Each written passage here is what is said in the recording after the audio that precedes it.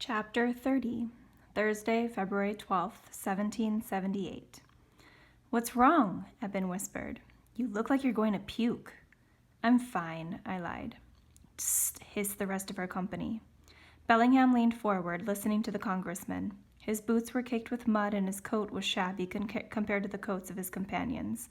His gloves were split and his neckcloth was stained. Clearly, he was in reduced circumstances. He said something that made the man and the stallion laugh. Was Bellingham a congressman then? A member of the committee? Despite the shoddy gloves and clothes, he was still being treated as a gentleman. The two men turned and surveyed our company whilst the brigadier general spoke. For a moment, Bellingham stared straight at me. I had thought that if I ever again saw him, I'd be afraid. I'd cower or hide or run. Instead, I met his gaze. The north wind howled. Horses stamped their feet. He owes me. When he enlisted me, Bellingham had promised two things: that I would be freed at the end of my service to the army, and that he'd give me the signing bonus of £20 upon that freedom. I'd earned my freedom and had no worries on that score, but a signed paper that proved my freedom and the £20 would be useful. Bellingham patted his horse's neck, then looked at me again, his head tilted to one side. He spoke again once more to his companion, dismounted, and walked toward me. "Curzon?" he asked. "Can that truly be you?" "Is there a problem, sir?" John Burns followed tight on Bellingham's heels. "Has a soldier offended you?" "Not at all, Sergeant." Bellingham stopped directly in front of me. "It is you." Deep lines carved into his cheeks and above his red-rimmed eyes. Skin hung from his chin. Indeed, he appeared shrunken, a smaller man than he once was. My former master had aged 10 years and 18 months. The once proud and powerful now appeared pitiful, weak. Though I stood in rags and upon frozen feet, I felt more of a man than he. "Good day, sir," I said firmly. "Good day?" He grabbed my shoulders and grinned. "I should say it's a good day. I thought you were dead." "Not dead at all, sir," I said. "This is extraordinary, extraordinary." Bellingham released me and stepped back. "You're a head taller than last I saw you." The brigadier general and the congressman on the brown stallion both rode over to us. "Is something amiss?" asked the brigadier general. "I asked the very same thing, sir," Burns said quickly. No, Bellingham shook his head, still grinning. "This lad used to serve me. He was captured at Fort Washington and sent to Bridewell Prison. I thought he died there. He's a sight for sore eyes, I can tell you that." All eyes, sore or not, were firmly fixed on me, staring as if I'd suddenly sprouted a second head. Bellingham chuckled. "I have so many questions I scarce know where to begin." "James," the congressman called. "A word, please?" "Of course." Bellingham followed the man on the horse far enough away so that we could not hear their words. Eben gave me a shove. "You worked for him? You never said that." "I didn't work there long," I said. "Quiet," Burns ordered. The congressman rejoined the other fellows on horseback. Bellingham walked back towards us and pointed at John Burns. "Are you his sergeant?" "Yes, sir," Burns said. "The visiting committee of the Congress requires that Curzon attend us tomorrow at the Moore Hall." "Has he offended you, sir?" Burns asked. "Is he charged with a crime?" "No," Bellingham laughed. "Nothing like that. The congressmen want to question reliable soldiers about the circumstances here. I have vouched for Curzon's honesty. They want to hear his experiences." Horror crossed Burns' face. "What time shall I bring him to you?" he asked. "There's no need to escort him, Sergeant." Bellingham shivered and pulled his collar tighter. "Curzon's quite good at following directions. You know where General Washington's headquarters are?" "The stone house by the creek, sir," I said, fighting a smile and the desire to dance with glee. I could collect my debt and make sure that John Burns was called to account for his treatment of me. "Right. Take that road west a bit. Moore Hall is a large house. There'll be no mistaking it. I shall expect you at midday." "I'll be there, sir," I said. Bellingham nodded, rubbed his gloved hands together briskly, and glanced at my feet. "I have one request, Sergeant." "Anything, sir," Burns said. "Make sure that Curzon has something on his feet." I held my tongue until the gentlemen had ridden off and were dismissed to return to the warmth of our huts. "Say there, John," I said to Burns, "can I wear your boots?" "This changes nothing," he said, narrowing his eyes like he was sighting down a gun barrel. "Mind how you go." Chapter 31. Thursday, February 12th to Friday, February 13th, 1778. The questions fired at me like blasts of grape shot soon as I entered the hut. You worked for a congressman? What kind of work? Were you a valet? Did you serve tea? Why didn't you tell us? Is he rich? He's got to be rich. He's a congressman. Why wouldn't a congressman ride such a sickly nag? Enough, I shouted.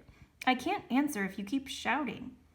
I took my time sitting in front of the fire, trying to sort out what I could and could not tell them. When I worked for him, Mr. Bellingham was not a congressman. I cannot say for sure that he is one now. He's a man of business.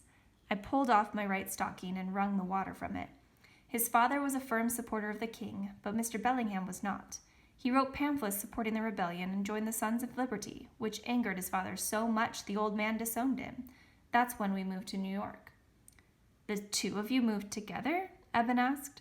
I laid the stocking right in front of the fire. Bellingham and his wife moved. I went with them, of course, because I worked for them. I took off the second stocking and squeezed the water from it, too. Mr. Bellingham opened a trading firm there, both for his livelihood and as a ruse. Part of his true purpose in New York was to operate a hive of spies for General Washington. New York was crawling with two-faced Tories. Hold there a moment, Sylvana said. You worked for a knob who worked for His Excellency General Washington? I laid the second stocking next to the first. I just said that, yes. Ever seen the general? Ever serve him wine or light his pipe? I dared not admit the truth of the matter. Only from a distance, I said, when I was holding Mr. Bellingham's horse or delivering a message. One of my stockings started to smoke. I pulled it away from the hearth before it could burst into flame. I'm confused. Henry Barry had wrapped himself into blankets. I thought you was apprenticed to a blacksmith. That was later. I left Mr. Bellingham's service to enlist just before the British invaded New York. You must have been as young as a pup when you started with him, Greenlaw said. Surely was, I answered. The past doesn't matter, Eben said. Tomorrow does. We should all go with Curzon. Oh no, warned Benny Edwards. We weren't invited. What if those ruffians come after him again? Eben asked. We'll be his escort to safety. While he talks to the congressman, we'll wait in the kitchen. Think about it. The kitchen that feeds visitors from Congress. Don't you think there might be a few crumbs there for lads like us? Not to mention a proper floor and chairs to sit upon, Sylvana said. No, I said firmly. I go alone. He's right, Greenlaw said. There's a reason he was the only fellow invited. Eben and Sylvanus both sighed deeply. You want to wear my boots? Benny asked. My feet are closest to yours in size. Thank you, but no, I said. I'd rather have Faulkner's. Faulkner lifted a tattered shoe in the air. A walk that far will be the death of them. If that happens, I shall be sure to shame the congressman into finding you another pair, I promised. Your shoes are the closest to what most fellows have. I aim to show them the real Valley Forge. Is there any flour left? I want to cook up some fire cake for them to eat with their tea. They roared with laughter, and I finally relaxed, having succeeded in diverting their questions for the moment. That night, the fellows stacked on the bunks above and below me snored and itched through the hours of darkness. The wind blew through the cracks of the walls. The fire hissed and popped. I watched the light and shadows chase each other across the floor and pondered my course of action. Bellingham was overly fond of two phrases. This tea is cold, and everything is trade. He always claimed that all the issues of the world can be boiled down to a bargain sealed between two people. I didn't have much to bargain with, but I had little choice. We'd be stuck in camp for months yet, plenty of time for John Burns to get up to more mischief.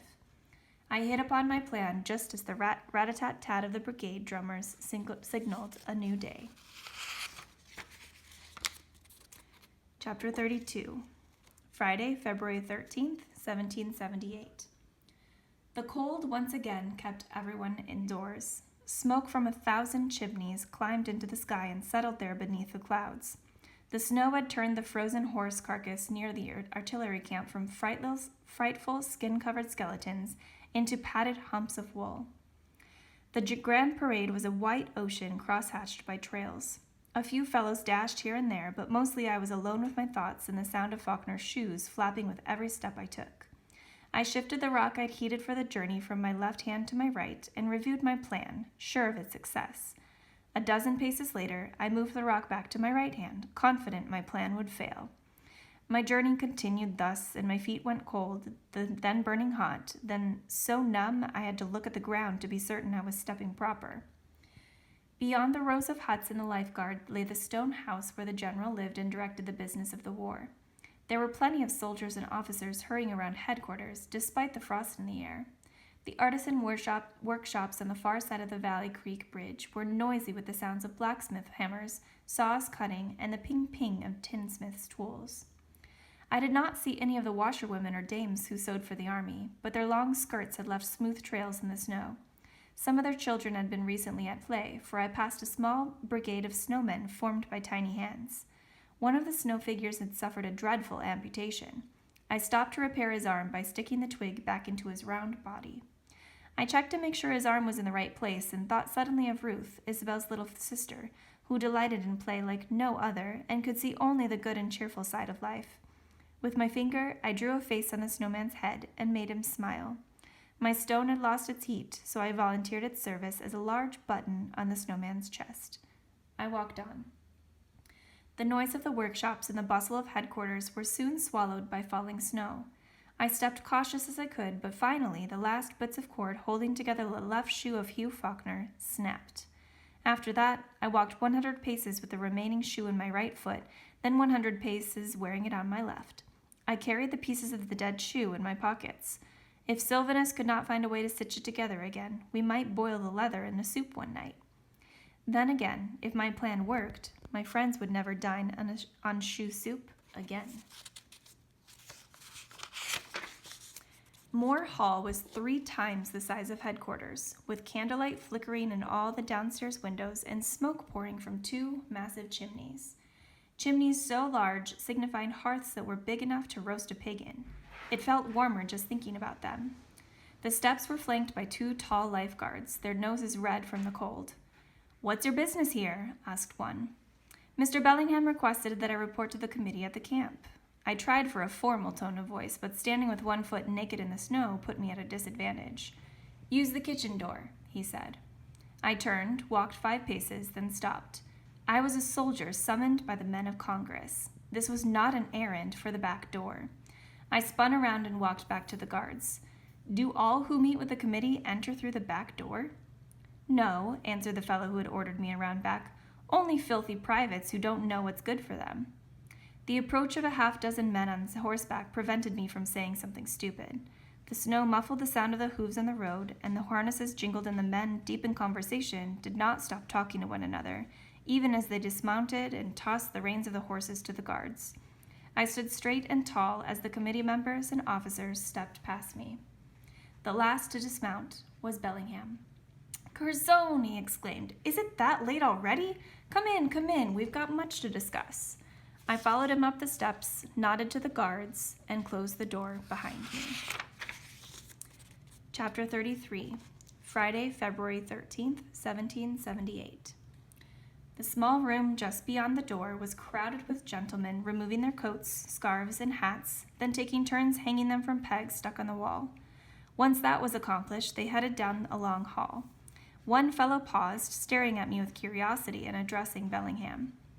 "Are you joining us, James?" he asked. "In a moment," Bellingham said. I waited for the man to depart, then started in on the speech that kept me awake all night. "Mr. Bellingham, sir, I'm greatly relieved to see you alive and in such good health. I pray that your good wife also fares well, and that your business has not been too severely damaged by the war." Bellingham's face was somber. "Thank you for the gracious sentiments, but I fear they're of little use. Lorna died last summer, and there's nothing left of my trading enterprise. This war has brought me countless trials." He gestured to my shabby clothing. "It would appear you've suffered as well. I'm grateful that Providence has brought us back together." "Indeed, sir," I answered. "We can talk more later." He pointed down the hallway. "At the far end there you'll find the kitchen. The cook's name is Mistress Cook, oddly enough. Can't create a delicacy to save her life, but she's well practiced at feeding hordes of hungry men. She should have a hot meal waiting for you. While you're eating, she'll prepare a bath." He tilted his head to the side in puzzlement. "Is something the matter?" Sir," I stammered.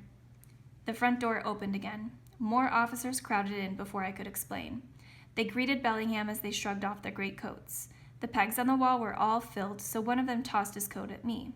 I caught it without a thought. Before I realized what I had done, the other men had piled their coats and hats in my arms, and they, too, moved down the hall. "Busy doings here," Bellingham said. "We're trying to repair the commissionary department and restore the army to strength." "Bellingham!" shouted a voice down the hall. "One moment," he responded. My shoeless foot stood in a wet puddle on the wood floor. "I'd be happy to eat later, sir, if the congressmen want to question me now." I shifted the wet coats into one arm. "Is there a maid who can take these?" "I beg your pardon?" Bellingham's brow wrinkled in confusion. "Who wants to question you?" "The men from Congress, sir. They want to question me about the conditions for us soldiers." His eyes lit up and he laughed. "You didn't think I was serious, did you? I spun that story to get you out of there. Didn't want the other fellows to turn you into their envy. But first things first, take those coats back to the kitchen, then eat. The cook has found some clothes for you, but you won't have to wear them long. I'll send a note to my tailor in New York directing him to sew a suit of clothes for you that's more suitable for serving gentlemen." He leaned toward me and sniffed. "Exactly how long has it been since you used soap?" I ignored the rudeness and held steady to my planned course. I would not agree to work for him without a fair wage.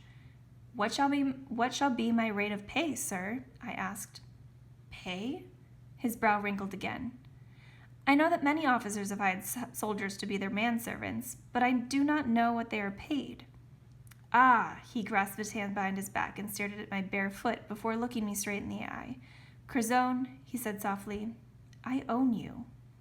"Not any longer." I let the officers' coats fall to the ground. "You agreed I'd be free when my first enlistment had expired. That was more than a year ago." "My circumstances have changed," he said. "That doesn't concern me." His eyes widened at my tone. "I'll forgive that unfortunate impudence out of respect for the service you've shown our country, but that will be the last of it." He paused and lowered his voice. "I did say that I would be one day free you, but that day has not yet come. The war has complicated everything for me." I thought of all I had endured: battle, prison, starvation, thirst, sickness, and cold, and I chuckled at his complications. I could not help myself. "Stop that at once," he demanded. I laughed again, for he had become so small and so small-minded, he could not begin to understand how much had changed between us. "I won't serve you, not for pay, not for anything. However, you still owe me my signing bonus." I stuck out my hand. £20 sterling, please. Continental money is worthless." Bellingham hit me across the face so hard, I flew into the coats that hung from the wall, then tripped over the coats on the floor. "Never speak to me with that tone," he said over to me, his fist clenched, a blue vein pulsing by his right eye. "Enough foolishness. You will eat, you will bathe, and you will do as I say." The ringing in my ears was so loud I could barely hear him. I had made a grave miscalculation. There was only one thing to do. I rose up in a fury, shoved all the coats at him, then pushed harder so that he was driven backwards, stumbling, then falling. As soon as he lost his balance, I turned, opened the door, and started running. "Guards," Bellingham said. "Seize that boy." Chapter 34. Friday, February 13th to Saturday, February 14th, 1778. They caught me. Everything was done according to the law. I spent a day and night in the guardhouse, held prisoner alongside soldiers who'd been caught thieving, assaulting an officer, or trying to desert the enemy. One by one, they were taken to their court-martials. Some were found innocent and didn't return. Others came back in shock, knowing that at a week's end they'd be whipped 100 times, 250 times, or more to pay for their crimes. My crime? I enlisted as a free man when I was still owned by Bellingham. The three court-martial judges sat behind a table in a small room at the bakehouse. I stood in the center of the room, my hands shackled together, Hugh Faulkner's remaining shoe on my left foot. Bellingham sat in a chair behind me. To the side sat Captain Russell and John Burns. A guard stood in front of the door, armed with a cudgel, a thick hickory stick that was rounded and polished at one end. None of my friends attended. Bellingham lied, of course. John Burns did too, painting me as a troublemaker and a malcontent who near ruined all the fellows in his company with my evil habits. When it came my turn to speak, I told of Bellingham's promise to free me. The judges, all high-ranking officers, asked me to provide proof of the promise. I had none. One judge sided with me.